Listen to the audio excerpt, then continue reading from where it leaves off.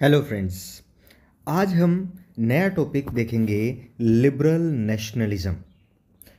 Then what do you mean by liberal? Liberal word आता है free से या लिबर वर्ड से। लिबर वर्ड निकलता है लैटिन भाषा से और इसी के बारे में इस चैप्टर में देखेंगे लिबरल नेशनलिज्म क्या होता है। Who were liberals? Those who want to be free, जो फ्रीडम चाहेंगे, जो इक्वलिटी चाहेंगे, लिबर्टी चाहेंगे, वो लोग हो जाएंगे लिबरल्स। और वो जो नेशनलिज्म की बात है तो वो एक नेशन चाहते हैं जिसमें वो अपनी सरकार खुद चुने। ये आइडिया हम पिछले वीडियो में भी देख रहे थे, धीरे धीरे करके लोगों के बीच में फैलने लगे थे और यही आइडियाज़ नेशनल यूनिटी का एक कारण बनते जा रहे थे। कब? 19वीं सेंचुरी के यूरोप में। और जब हम नेशनल यूनिटी और लिबरल आइडियोलॉजी की बात करते हैं तो वो लिबरलिज्म हो जाता है। ISM, जहाँ कहीं भी किसी वर्ड के आखिर में लिबरलिज्म, मार्क्सिज्म, जहाँ इज़म आ जाता है वहाँ वाद या आइडियोलॉजी हो जाती है। यहाँ भी लिबरलिज्म है, लैटिन वर्ड की लिबर वर्ड से निकल के आया है जिसका इंग्लिश में मीनिंग है फ्री। ये फ्रीडम चाहेगा कौन? जिनके पास पहले प्रिविलेजेस हैं वो फ्रीडम के बारे में ज़्यादा परवाह नहीं करेंगे because they are on the superior position. तो उनको तो सारी प्रिविलेजेस मिल रही हैं, स्पेशल अटेंशन मिल रही है सोसाइटी में, स्पेशल उनके पास राइट्स हैं। बट चाहेगा कौन? जो अवेयर हो चुका है, जिसके पास इकोनॉमिकली कुछ पैसा आ चुका है ट्रेड करने की वजह से। अब वो चाहेंगे with the awareness, with the education कि अब हमारे पास कुछ राइट्स होने चाहिए, हम बस प्रजा बन के ना रहें, हम भी सिटीजन्स बने और हमारे पास कुछ अधिकार हों। तो ये न्यू मिडिल क्लास चाहेगी कि वो फ्री होना चाहते हैं। लिबरलिज्म उनके लिए कहेगा कि फ्रीडम ऑफ इंडिविजुअल, पहली बात जैसे हमारे फंडामेंटल राइट्स बोलते हैं, right to freedom, right to equality, वही यहाँ भी है कि फ्रीडम चाहेंगे इंडिविजुअल और दूसरा कि इक्वलिटी चाहेंगे। सारे लोग इक्वलिटी के बारे में बात करेंगे। क्यों और किसके सामने? लॉ के सामने। पहले जब राजा कानून बना रहा है तो वो अमीरों के लिए अलग पनिशमेंट रखता है, गरीबों के लिए अलग पनिशमेंट रखता है। कानून समान नहीं है या कानून समान नहीं समझता है। इसीलिए वो पहले क्या चाहते हैं कि हम सोसाइटी में सब लोग इक्वली ट्रीट हों बिफोर द लॉ। हम दो तरीके से लिबरलिज्म को देखेंगे, पॉलिटिकली और इकोनॉमिकली। पॉलिटिकली जब देखते हैं तो ये कंसेप्ट हमें फ्रीडम देता है कंसेंट की, सहमति की। और सहमति किस में? गवर्नमेंट फॉर्म करने में। वो कह रहे हैं राजा अब आगे चलकर वैसे ही राज ना करे, वैसे ही अपना हुक्म ना चलाए, वैसे ही एक तरफा रूल ना बनाए। जो उसके फेवरेट्स हैं, जो नोबल्स हैं, जो उसको गवर्नमेंट रन करने में मदद करते हैं, केवल उन्हीं की ना सुने, सब लोग इक्वली ट्रीट किए जाएं और आम जनता जो most of the population, majority हम लास्ट वीडियो में क्या देख रहे थे? पीजेंट्री, किसानों की है। तो ये चाहते हैं कि गवर्नमेंट कंसेंट से बने, जैसे आजकल की डेमोक्रेटिक गवर्नमेंट कंसेंट से बनती है, वैसे ही ये भी चाहते हैं। और फ्रेंच रेवोल्यूशन सिंस 1789 से ही ये बात शुरू हो चुकी है। और लिबरलिज्म को फ्रेंच रेवोल्यूशन में भी लिबरल्स थे, याद कीजिए, लिबरल्स हैं, रेडिकल्स हैं, कंजर्वेटिव्स हैं। तो लिबरल्स क्या चाहते थे? Those who want change in the society. पूरा चेंज नहीं, स्लो चेंज चाह रहे हैं। पहले ही क्या कहते हैं वो कि ऑटोक्रेसी एंड हो जानी चाहिए, राजा का डेस्पोटिक रूल एंड हो जाना चाहिए। और दूसरा क्लेरिकल प्रिविलेजेस, जो कि चर्च के फादर्स को, पादरियों को कुछ स्पेशल प्रिविलेजेस हैं। प्रिविलेजेस का मतलब होता है स्पेशल राइट्स, वो हैं, वो भी फिनिश हो जाने चाहिए। फिर एक कॉन्स्टिट्यूशन हो रिटन फॉर्म में जिसमें rules and regulation, set of rules लिखे हों, सो दैट जिनके तरीके से ही पूरा स्टेट चलाया जा सके। और तीसरा है रिप्रेजेंटेटिव गवर्नमेंट, वही गवर्नमेंट बाय कंसेंट। और वो जो गवर्नमेंट बने वो पार्लियामेंट में बैठे, जैसे आज के समय की हमारी गवर्नमेंट है, वो पार्लियामेंट में बैठती है, फैसले लेती है, लॉ फॉर्म करती है। और डायरेक्शंस कहाँ लिखी होती हैं? कॉन्स्टिट्यूशन में। कॉन्स्टिट्यूशन को वो हिला नहीं सकते हैं, वैसे ही। बट एक बड़ी बात, 19th सेंचुरी के जो लिबरल्स हैं वो इस बात के ऊपर बहुत स्ट्रेस करते हैं कि उनकी प्राइवेट प्रॉपर्टी छीनी नहीं जानी चाहिए, उनके पास प्राइवेट प्रॉपर्टी का अधिकार होना चाहिए। बिकॉज देखिए, अगर वो इकोनॉमिकली अपने आप को ज़्यादा बड़ा बनाएंगे तभी तो वो कल को लोगों के अधिकार दिला सकते हैं, या फिर उनके पास इकोनॉमिकली इतने साउंड हो जाएंगे कि वो अपने राइट्स को प्रिजर्व कर सकते हैं, उसके लिए लड़ाई लड़ सकते हैं। तो ये लिबरल्स 19th सेंचुरी के हैं, वो प्राइवेट प्रॉपर्टी को ये मानते हैं कि सरकार इसको छेड़े ना, उनको प्राइवेट प्रॉपर्टी के अधिकार चाहिए। इक्वेलिटी बिफोर लॉ कभी भी यूनिवर्सल सफरेज को प्रेफर नहीं करेगा, सपोर्ट नहीं करेगा। यूनिवर्सल सफरेज का मतलब क्या होता है? सभी को राइट टू वोट मिल जाए। अगर राइट टू वोट होगा तो ही सारे लोगों की कंसेंट से सरकार चुनी जाएगी। तो ये किस टाइप की सफरेज चाहते हैं? वोटिंग राइट्स चाहते हैं। यूनिवर्सल मतलब सभी को मिल जाए। रेवोल्यूशनरी फ्रांस में ही पहली बार पॉलिटिकल एक्सपेरिमेंट जब किया गया और सबसे पहले नेशनल असेंबली जब बनाई गई तो वोटिंग राइट्स दिए थे लोगों को, और कुछ लोगों को खुद को एज ए कैंडिडेट अपने आप को रिप्रेजेंट करने का अधिकार दिया था। देखिए, पॉलिटिकल राइट्स जब आपके पास होते हैं तो दो ही टाइप के राइट्स होते हैं। एक, जब आप खुद एज ए कैंडिडेट चुनाव लड़ सकें, और दूसरा आपको वोट देने का अधिकार हो। तो ये दोनों ही वहाँ दिए गए थे, बट ये एक्सक्लूसिवली किसके पास थे? Property owned man. और यहाँ मैं ज़्यादा फोकस करूँगा मैन के ऊपर। यहाँ सिर्फ पुरुषों को, मैन को, male part of the society को ही ये अधिकार दिए गए थे। मैन भी वो जो प्रॉपर्टी वाले थे, जो विदाउट प्रॉपर्टी थे उनको कैंसिल कर दिया गया, और विमेन को तो दिया ही नहीं गया। चाहे इसमें आप स्लेव्स भी ऐड कर सकते हैं या वर्किंग क्लास कर सकते हैं, ये एक्सक्लूड कर दिए गए थे। इनको एक्सक्लूड कर दिया गया था पॉलिटिकल राइट्स से। कुछ एक समय ऐसा आया था फ्रांस में, जैकोबियंस का जब समय था। आप मेरे को कमेंट सेक्शन में बताएंगे जैकोबियंस का लीडर कौन था। तो जैकोबियंस जब आए तब सभी अडल्ट मेल्स जो थे उनको सफरेज राइट्स दिए गए थे। इट मीन्स यहाँ पर प्रॉपर्टी का जो कंडीशन थी वो कैंसिल कर दी गई थी। सभी male member of the society को ही सारे ये अधिकार दिए गए थे। हालांकि जब उसके जैकोबियंस के बाद में नेपोलियन आया और नेपोलियनिक कोड आया 1804 में, उसने भी अपने सेट ऑफ रूल्स लेके आए, तो लिमिटेड सफरेज कर दिया गया दोबारा से, और महिलाओं को स्टेटस ऑफ माइनर में रख दिया गया। माइनर का मतलब क्या है? कि वो सबजुगेटेड रहेंगे सोसाइटी में, और वो उनकी खुद से कोई भी काम करना उनको अलाउड नहीं है। फादर्स और हस्बैंड्स उनको अपनी अथॉरिटी दिखाएंगे या अपनी अथॉरिटी में रखेंगे, और उन्हीं के अकॉर्डिंग ही वो काम करेंगे। ये नेपोलियन के समय में हुआ है और नेपोलियनिक कोड में ये बात लिखी गई है।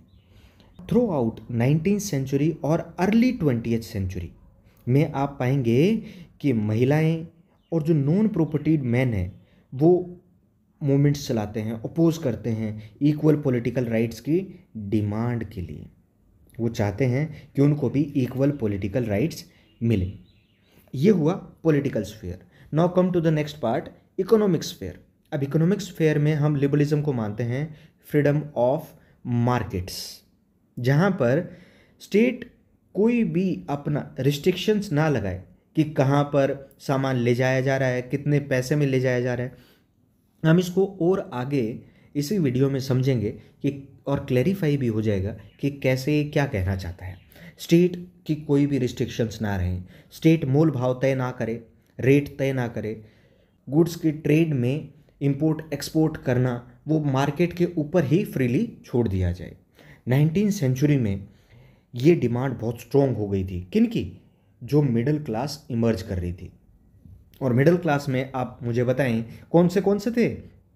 मिडिल क्लास में थे बिजनेसमैन, इंडस्ट्रियलिस्ट और प्रोफेशनल्स। एग्जाम्पल से समझते हैं। आपकी बुक में 2 एग्जाम्पल से इसको लेके दिए गए हैं, जैसा जर्मन स्पीकिंग रीजन के बारे में दिए गए हैं। First half of 19th century के बारे में बात करता है। तो उस समय तक नेपोलियन का एडमिनिस्ट्रेशन कुछ ऐसे काम कर रहा था। और याद कीजिए कि 19th सेंचुरी के फर्स्ट हाफ में मीन्स 1804 में तो नेपोलियनिक कोड आया ही है, उसके बाद में कुछ चेंजेस हुए हैं और उन चेंजेस के बारे में ही ये बात कर रहा है। नेपोलियनिक एडमिनिस्ट्रेशन ने क्या किया कि जो भी जर्मन स्टेट्स थे, अब मान लीजिए ये पूरा एक जर्मन स्टेट्स हैं और ये काफ़ी छोटे छोटे छोटे छोटे छोटे छोटे ऐसे काउंटलेस प्रिंसिपैलिटीज़ या कस्बों में ये जगह बटी हुई है। अब ये जगह जो बटी हुई है उसको इन्होंने क्या कर दिया, कैटेगराइज कर दिया, और कैटेगराइज करके इनके कुछ स्टेट्स बना दिए। और वो कितने स्टेट्स बनाए, 39 स्टेट्स बनाए। काउंटलेस स्मॉल प्रिंसिपैलिटीज थी, उनका एक कॉन्फेडरेशन बनाया, मतलब एक स्टेट टाइप बनाया, और वो कितना 39 स्टेट्स बनाए। और इन 39 स्टेट्स में खुद की अपनी करेंसी थी, वेट्स एंड मेजर्स थे। देखिए स्टिल जितनी बहुत ज़्यादा प्रिंसिपैलिटीज़ थी उनको कम करके नेपोलियन ने 39 कर दिया है, बट 39 में भी अपनी करेंसी है, वेट्स एंड मेजर्स हैं, तो ये ट्रेड के लिए आगे चल के भी एक ऑब्स्टेकल रहेंगे। बट अगर फर्स्ट स्टेज के लेवल पे देखा जाए तो अच्छा है, शुरू तो किया है किसी चीज़ को। उसी में एक एग्जांपल से बता रहा है, यदि एक मर्चेंट ट्रेवल कर रहा है 1833 में हैम्बर्ग से न्यूरमबर्ग में, तो वो अपना सामान बेचना चाहता है और उसको पास करना पड़ेगा 11 कस्टम बैरियर्स। 11 कस्टम बैरियर्स, और वो कितने स्टेट्स में हैं, 39 स्टेट्स में। कितने, 11 कस्टम बैरियर। कस्टम का मतलब होता है बॉर्डर टैक्स। कस्टम ड्यूटी आप सुनते हैं, चाहे तो पोर्ट्स पर या फिर कस्टम ड्यूटी एयरपोर्ट्स पे आप सुनते हैं, तो कस्टम सीमा शुल्क कह लीजिए या बॉर्डर टैक्स कह लीजिए, उसको पे करना पड़ता है। अब वो जो एक जगह से और लास्ट जगह, मान लीजिए ये पहली है और ये 11वीं जगह है, अगर एक मर्चेंट को यहाँ से यहाँ तक का सफ़र तय करना होगा तो वो कितनी जगह टैक्स पे करेगा, 11 जगह। अब जब वो 11 जगह पर टैक्स पे करेगा तो उसको 5% उस चीज़ के ऊपर टैक्स लगेगा। जैसे मान लेते हैं एक चीज़ यहाँ पर 10 रुपये की है और ये 10 रुपये की चीज़ यहाँ तक पहुँचते पहुँचते सोचिए अगर 5% इसमें टैक्स लगता जाएगा तो ये कितनी महंगी हो जाएगी। और उस महंगे होने की वजह से अल्टीमेटली बर्डन किसके ऊपर आ रहा है, कस्टमर के ऊपर। लोगों के सामान को खरीदने की क्षमता लोगों की कम हो जाएगी, ट्रेडर्स हैं वो इजीली ट्रेड नहीं कर पाएंगे। तो ऐसी ड्यूटीज़ ऑफन क्या करते थे, वेट्स और मेजर्स भी अलग अलग रखती थी गुड्स का, जो अब हमने पहले भी देखा है। अब ये जो चीज़ है हर रीजन से होके जब गुजर रही है और उनका अपना एक सिस्टम ऑफ वेट्स और मेजरमेंट है, तो ये बहुत टाइम कंज्यूमिंग है और कैलकुलेशन भी बहुत होती है इसमें।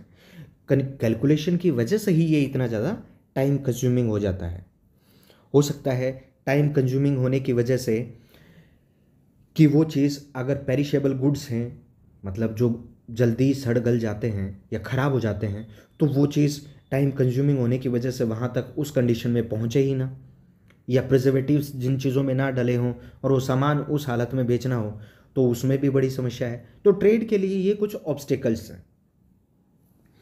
दूसरा एग्जाम्पल जो मैंने शुरू में ही कहा कि 2 एग्जाम्पल से वह समझाता है, तो दूसरा देता है एलए का, और ये एग्जामिनर्स का फेवरेट टॉपिक होता है। एलए, एलए क्या होता है, पहले भी काफ़ी बार आया है।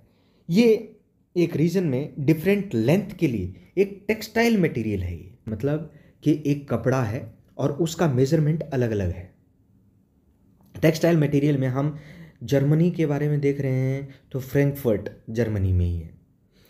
54.7 सेंटीमीटर कंसिडर किया जाता है इस क्लॉथ की लेंथ। एलए, एलए एक कपड़ा है और वो कपड़ा कितने लेंथ का है फ्रैंकफर्ट में या जर्मनी में, वो है 54.7 सेंटीमीटर का कपड़ा है। अब यही जर्मनी के फ्रैंकफर्ट में 54.7 सेंटीमीटर है, जबकि जर्मनी के मेंज में ये 55.1 सेंटीमीटर, न्यूरमबर्ग में 65.6 सेंटीमीटर, फेबर्ग में 53.5 सेंटीमीटर।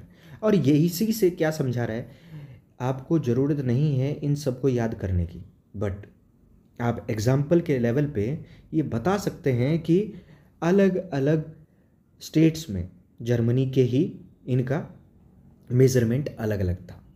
इसी कंडीशंस को ध्यान में रखते हुए कि ये तो इकोनॉमिक एक्सचेंज के लिए ऑब्स्टेकल्स हैं और जो न्यू कॉमर्शियल क्लास ग्रोथ हो रही है वो इसको इजीली अडोप्ट नहीं कर पा रही, ट्रेड इतना अच्छे से नहीं हो पा रहा है। तो क्या आर्ग्यू दिया गया कि हम एक यूनिफाइड इकोनॉमिक टेरिटरी बनाते हैं, एक ऐसा स्टेट बनाते हैं जिसमें हम कोई भी बॉर्डर टैक्स नहीं लेंगे।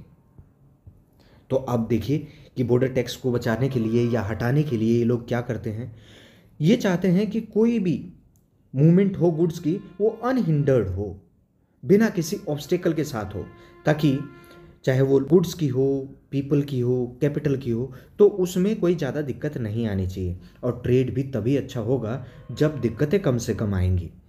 इसीलिए इन्होंने 1834 में क्या किया है, कस्टम यूनियन बनाई है। और जिस कस्टम यूनियन का नाम आपको बार बार पूछा जाता है वो है ज़ोल्वरीन। इसकी स्पेलिंग आपको याद होनी चाहिए, ये नाम आपको याद होना चाहिए, फ्रिक्वेंटली पूछा जाता है। और ये इनिशिएटिव किसने लिया, प्रूशिया के लोगों ने लिया या जर्मनी के लोगों ने लिया। और इन्होंने ये सारे के सारे जर्मन स्टेट्स इसमें आके मिल जाते हैं। और इन लोगों ने जैसे कस्टम यूनियन ज़ोल्वरीन का मेन पर्पस था उसको फुलफिल किया। क्या किया, अबोलिश कर दिए सारे टैरिफ बैरियर्स को। और इन्होंने एक और इसके साथ चीज़ की कि करेंसीज जो पहली अपनी अपनी 39 स्टेट्स की अपनी करेंसीज थी, कुछ एक ने अपनी नहीं भी रखी जो छोटे होंगे कंपेरेटिवली, तो 30 से घटाकर केवल 2 रख दी गई। तो आपसे पूछेगा ज़ोल्वरीन में 2 बड़े चेंजेस क्या है, टैक्स बैरियर्स या टैरिफ बैरियर्स को हटा दिया गया, और दूसरा कि करेंसीज को 30 से घटाकर 2 कर दिया गया। ये तो ट्रेड का काम जो है वो आसान कर दिया गया है। टैरिफ बैरियर हटा दिए, करेंसी हटा दी, एक जैसे मेजरमेंट कर दिए। रेलवे नेटवर्क फैलाया, क्योंकि देखिए हमने इससे पहले देखा कि रोड नेटवर्क इतना अच्छा नहीं था और ना ही इस समय हो सकता था, क्योंकि इतने अच्छे व्हीकल नहीं बनाए जा सकते थे। और इनको जब ट्रेड करना है तो एक जगह से दूसरी जगह सामान बहुत लार्ज अमाउंट में ले जाना पड़ेगा। तो सबसे बेस्ट वे क्या था, रेलवे नेटवर्क। रेलवे नेटवर्क में आप इसकी मोबिलिटी जब देखेंगे, रेलवे नेटवर्क जब फैलता है तो उसने 2 चीज़ों के ऊपर ध्यान दिया। क्या, नेशनल यूनिफिकेशन हुआ, लोग एक जगह से दूसरी जगह बहुत इजीली आने जाने लगे, और इकोनॉमिक इंटरेस्ट भी लोगों का फुलफिल होने लगा। और जब लोग एक दूसरे के संपर्क में आएंगे तो इसी इकोनॉमिक नेशनलिज्म ने नेशनलिस्टिक सेंटिमेंट्स को और ज़्यादा हद तक फैला दिया, और उस समय में ये काफ़ी ग्रो कर गए। सो thank you for watching. Please like, share and comment and subscribe also. Thank you.